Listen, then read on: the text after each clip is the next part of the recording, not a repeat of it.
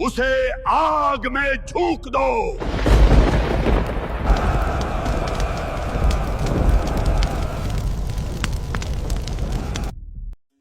क्या ताकत वाकई अबदी होती है?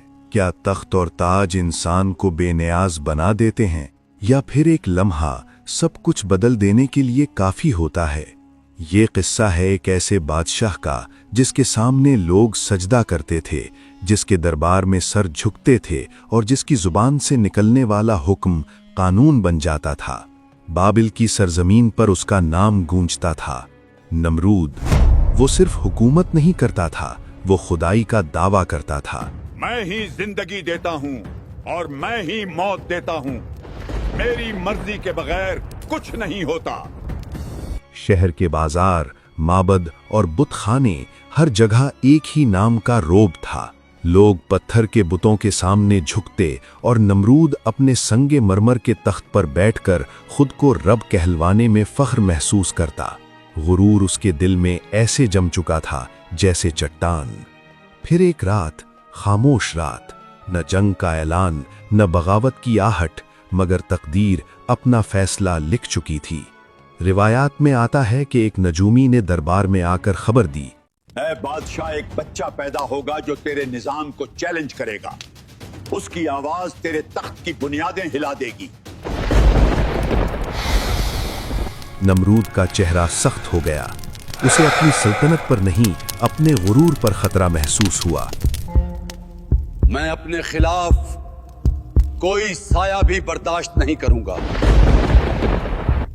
सिपाही गलियों में फैल गए, माओं की आगोशें खाली होने लगीं, चीखें आसमान तक पहुंचीं, मगर जमीन खामोश रही। जुल्म जब इंतहा को पहुंचता है तो समझ लो कि अंजाम करीब है। उन्हीं दिनों एक औरत जो आजर की बीवी थी, अपने दिल में एक राज लिए बैठी थी। वो हामिला थी, मगर अल्लाह ने उसकी हालत को लोगों से छुपा दिया।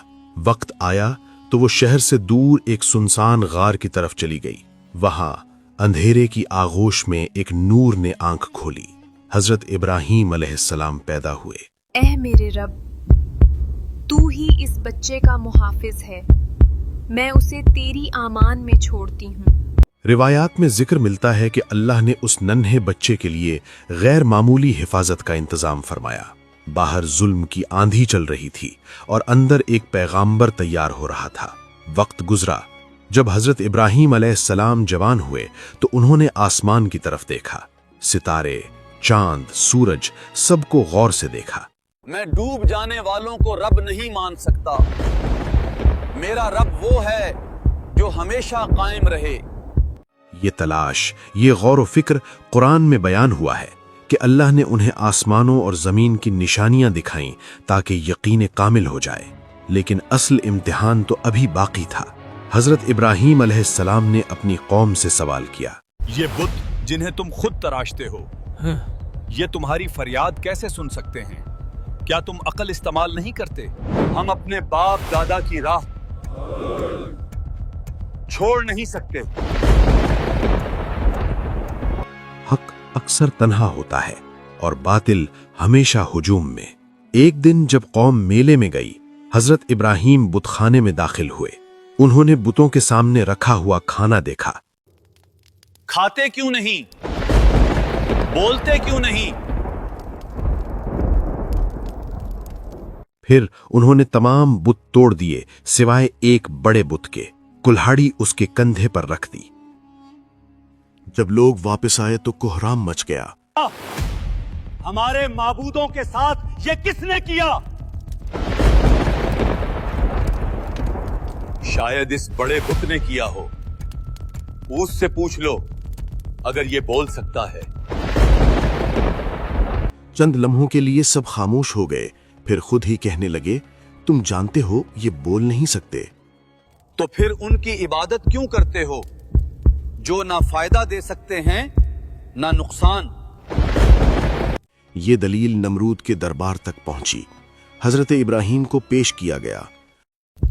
तेरा रब कौन है? मेरा रब वो है जो जिंदगी देता है और मौत देता है। नमरूद ने 2 कैदी बुलाए, एक को छोड़ दिया दूसरे को कत्ल कर दिया। देखा, मैं भी जिंदगी और मौत देता हूं। अल्लाह सूरज को मशरिक से निकालता है। अगर तुम रब हो तो उसे मगरिब से निकाल कर दिखाओ। दरबार पर सुकूत छा गया। कुरान में मफहूमन आया है कि काफिर हैरान रह गया, मगर तकब्बुर दलील से नहीं टूटता। उसे आग में झोंक दो।